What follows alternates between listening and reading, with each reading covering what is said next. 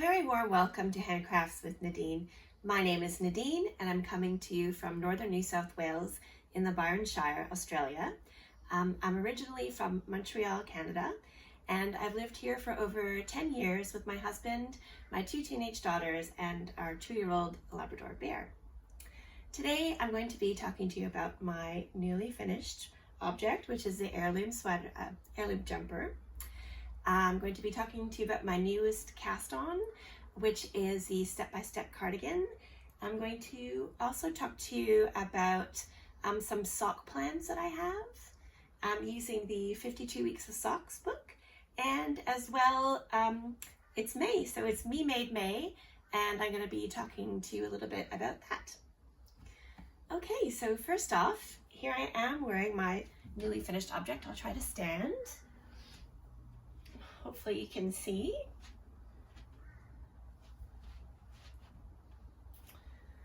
I'm very, very pleased with it. So this is the Heirloom jumper, not to be confused with the Heirloom cardigan. And this is by Fabel Knitwear. And I've knit it holding Holst Super Soft together with Holst Titicaca, which is an alpaca. That's how much I have left of the 3rd ball of Super Soft and the 2nd ball of the Titicaca. So if you can remember last week, I was saying that I wasn't too sure if I was going to have enough of this to knit the 2 sleeves. So I'd cut off a little bit early. I cast off here. I guess technically I could have just put it onto another barber cord, but I cast off. And then I weighed how much of this I had left because I did have more Super Soft, but I only had the 2 balls of Titicaca. So I weighed it. I believe I had 44 grams left, and then I knit 1 sleeve. And then at the end of that, I'd realized I'd only used 15 grams. So surely I had enough to knit both sleeves, and I did. Oh yeah. Hold on a second. I don't know if I ever mentioned that I knit the main body of this using 4.5 needles.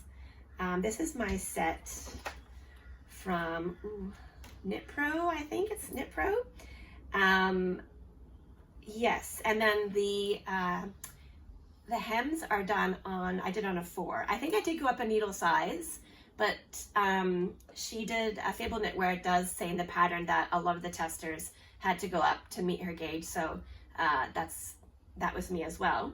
But just to say that I don't know why, when you look at this kit, the 2 blue ones are beside each other, like they're the next in size. So I had cast off the body, or no, the cuff of one of my sleeves in the 4, and then I was changing my needles back onto the 4.5 to knit the sleeve over here. But I think I had detached one, put them down, reattached the new one, and then somehow picked up the same one again. So I accidentally put the other blue one on. So they're very similar, and so obviously I didn't notice my mistake. And I had knit the entire sleeve up until the cuff in 1 needle size too small. So I was almost debating if I realized, because when I went to do the cuff, I was like, where's the smaller one? I was like, oh no, I realized my mistake. So yeah, I wasn't going to fix it because they kind of looked okay, but I tried it on and I was like, nah, just redo it. It won't, you know, I really love this sweater, so I wanted it to be perfect, or not perfect, but I wanted it to be nice as I could make it. So I undid the whole sleeve and then put the triple check that I had the right size needle on, and then I knit back the rest of the sleeve. And yeah, I'm very pleased with it. It's getting cooler now. It's been raining. I think the forecast is like to rain for 10 days. I've mentioned before, this has been such a rainy summer, and they were predicting it was going to be a dry summer, and it's just been so rainy. Luckily, no flooding, touch wood, but yeah, it's just been so rainy. Anyways, that's to say that it's getting cozy now that it's rainy and the temperature is dropping. It's not just rainy and hot like it was in the summer. So yeah, it's nice to wear. It doesn't feel itchy. Yeah, it's cozy and I love it. It turned out so beautifully. Oh yeah, the other thing I wanted to say. So this is the second time I've used Holst Super Soft. The first time I used it, I made the famous half and half triangle wrap.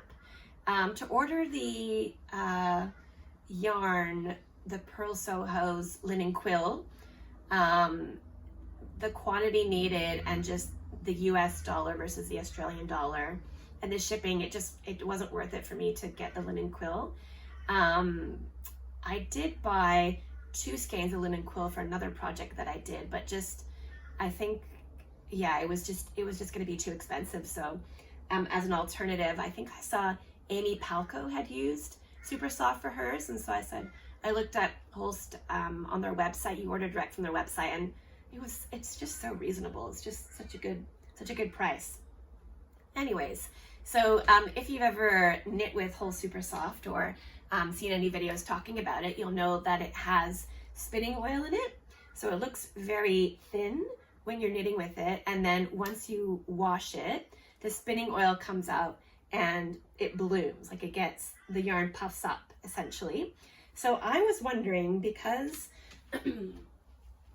I'd use this really dark purple in the Super Soft and the Titicaca is kind of like a lighter pink color, if the whole sweater, once it bloomed, would get darker. Yeah, more purple, and I think it has slightly. It's really hard to tell though, because whenever I photograph this, it really, what's the word? It really, it looks a lot lighter than it should be. So it blows out, that's the word. The color blows out, so it looks more pink. Whereas in real life or in indoor situation, I guess, it looks more purple. But I do think that it darkened a little bit. And I will have the video of the process of finishing up this sweater. And I did only just soak it in cold water.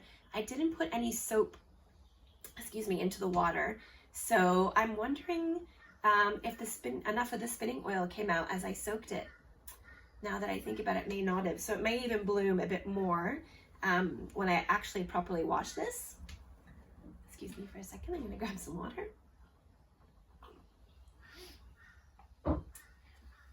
Yeah, so that would be interesting to see. Like the water didn't really, when I pulled the sweater out, the water, it looked a little bit dirty, but it didn't really look too dirty. None of the color really came out. So yeah, if anyone's used Holst Super Soft and they know the answer to that, if I need to add soap to get the spinning oil out, I would love to know that.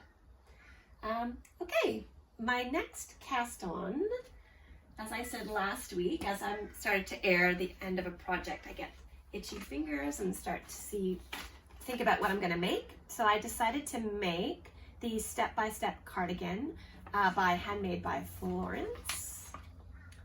There it is there. It's like a beginner pattern, but I was happy to make it because I wanted this kind of cardigan, like I talked last week, a grandpa style cardigan. And easy is fine with me, and then great to get the pattern for free just to see the numbers to cast on. I'd seen Casey from Young Folk Knits knit this, and I thought hers looked really beautiful. And I had this yarn from Bendigo Woolen Mills that my mom had bought me for Christmas. So this yarn is called Woodlands, and the color is pitch. So I'm not gonna, last week I held it right up to the camera and made the mistake of touching the screen to focus in on this, and then when I sat back down, the whole rest of the video is out of focus. So I'm not gonna do that this time. I'm just gonna hold it right here. So it's a marled yarn, and I kind of untwisted it, and I could see that there's actually 2 strands of gray and 1 strand of black. And the composition of it is mostly wool. There's a little bit of mohair, a little bit of bamboo which causes it to be a bit shiny, and then there's brown neps in it. Excuse me. Yes, so this pattern is actually made to be knit in a worsted or 10-ply yarn, and this yarn is an 8-ply, but I feel like it's quite thick, and I guess I'm a bit of a loose knitter. So I went on the recommended needle size, which was the 5.5, and yeah, I just really like the fabric that it's making, and it's very soft. I guess the bamboo in this is really, excuse me. I have a frog in my throat. Anyway, so yeah, it's very soft and very nice. The pattern is very well written, very basic, very easy to follow. I just cast this on, today's Saturday, maybe Wednesday or something. And yeah, it's very fast because of the 5.5mm needles. And yeah, I'm loving it so far. I think it's going to be great. Definitely something that I need in my wardrobe. I don't have a gray cardigan, and I think it's just a perfect neutral. It's going to go with so many things. And yeah, very happy about that. Was that all I had to say about it? Oh, it's a free pattern.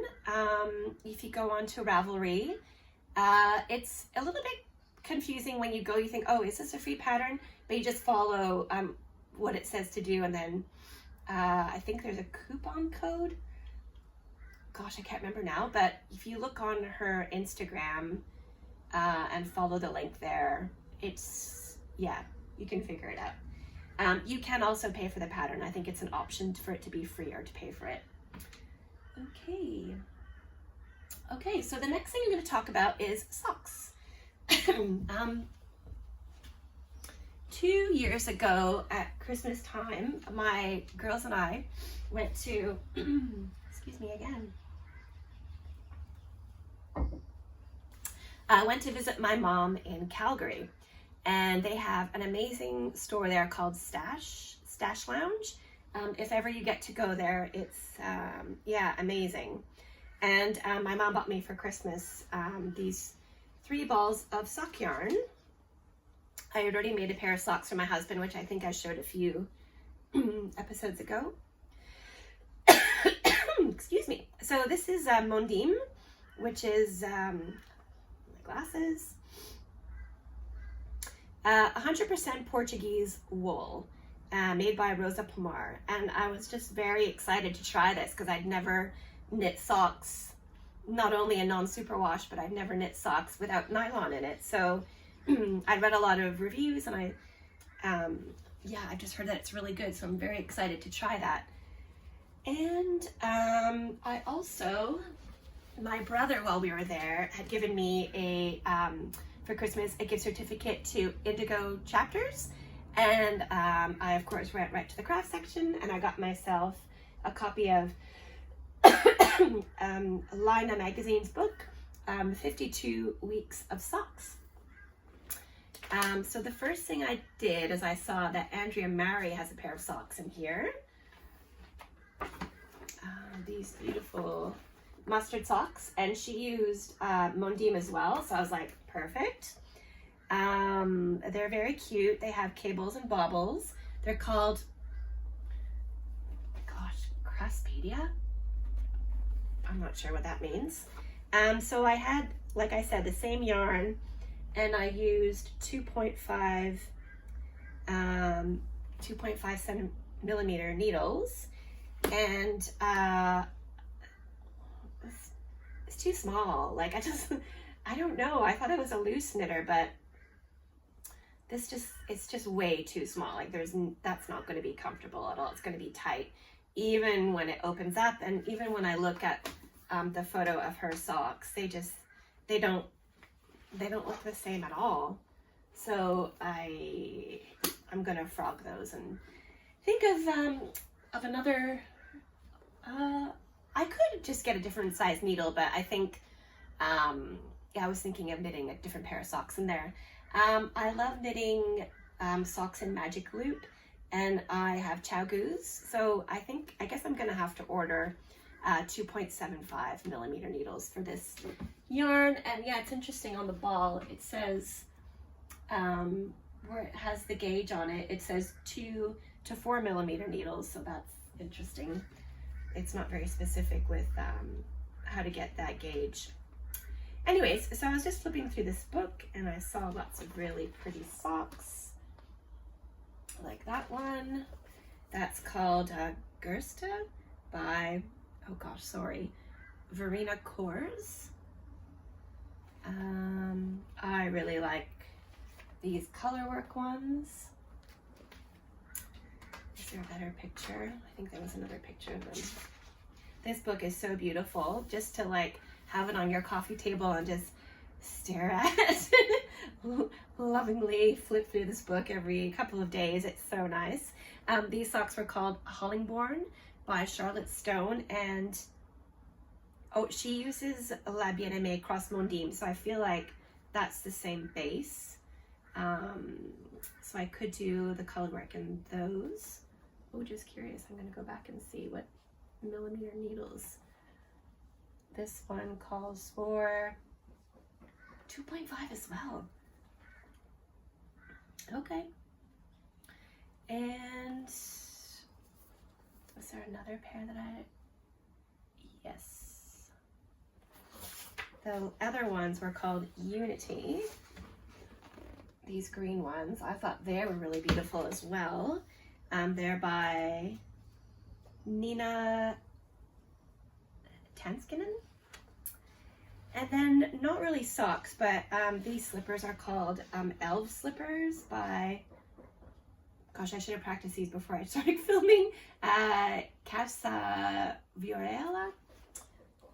They are amazing. I would do it in different yarn, I think, but look at the soles, they're so pretty. Yes, I would love to make those. And socks are definitely a must here. Our bedroom is very cold. I've spoken, I think, before. Our bedroom was an extension built on this house before we bought it, and it goes over the deck, and there's no insulation underneath. Most houses in Australia have really minimal insulation. I feel like there's probably not even much insulation in the walls. The windows are single pane, so our bedroom especially gets very cold, and the rest of the house as well. So socks are definitely a must most times of the year. Yeah. Okay, the last thing I wanted to talk about is that it's May. It's Me Made May. I first participated in Me Made May last year. For those who don't know,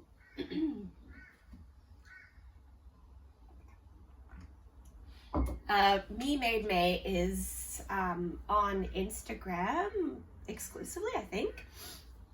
And you basically just post a photo of yourself each day in May wearing something that you've made. I think at least. So I did it last year, and that's what I did. I just posted excuse me, a different photo of myself every day wearing something that I've made. And I think the idea is just to encourage you to wear things that you've made. Sometimes you make something and you just, you love it. You're very proud of yourself. You put so much time and effort into it, and then you end up putting it up in your closet and then you don't really wear it. So yeah, at least to me, that's what it is. It's just to encourage you to wear your handmade clothes, and hand sewn or knitted, crocheted, I think woven, whatever it is that you've made, I believe counts.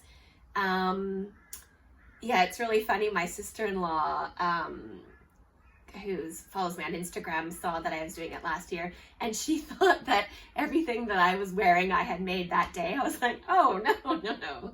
That's many hours of work going to each one. Knitting and sewing. Yeah, so there was something else I was going to say about it. Oh yeah, I do normally wear something that I've made, be it just socks or maybe a cardigan or a top or a dress in the summer anyways, but I just really like the idea of yeah, wearing something that you've made for the whole month of May. And the other added benefit of it is I'm a mom. I said my two girls they're teenagers now, 15 and 17. But as you start to look through your old photos, you see that you yourself are often missing from a lot of the photos. You're the one taking the photos of the kids, or yeah, you just don't want to be photographed for whatever reason. And I just love the fact that I've got this, you know, these 31 photos of me from last year, wearing stuff that I've made. And I think that's just, yeah, really great. And, you know, for the kids when they're older, they can look back and go, oh, look at mom, look how young she is. Look at her wearing all that stuff that she made. So for prosperity's sake, I think that it's really great. And yeah, I didn't really think about it too much if I was going to do it this year. I kind of fly by the seat of my pants. I'm very laid back. So when I realized, my husband said, oh, pinch and a punch for the first of the month. And I was like, oh, it's May. Oh, okay, hang on. Let me just go get dressed. And then, yeah, he took the photo. And, oh yeah, last thing I was going to mention for the photos, I always find it really awkward getting photos taken of myself. So what I highly recommend is you get someone who makes you laugh. For me, it's my husband. And we went out into the garden, and try moving in your photo, because posing is always really awkward. So what we've worked out works really well is if I start walking towards him, and of course he's holding the phone taking the photos, and he makes me laugh, and so you're naturally smiling because you're laughing. And yeah, some of them can be a bit funny because you're laughing, but you know, if you get him to take a whole bunch at once, you'll get a good one in there. And yeah, that's my recommendations for taking photos of you wearing your clothing. And I think that's it. I think that's all I had to say for today. So I hope you've had a lovely week. I hope that you get to make something beautiful with your hands this week. I'm so excited, all the new things that I'm making with my hands. And yeah, I'll see you next week. Thank you for watching, and please subscribe if you enjoy the content, and give the video a like. A comment would be wonderful too. I haven't really had many comments. And yeah, I'd love to interact with some people who are watching the videos if possible. All right, thank you so much. Bye.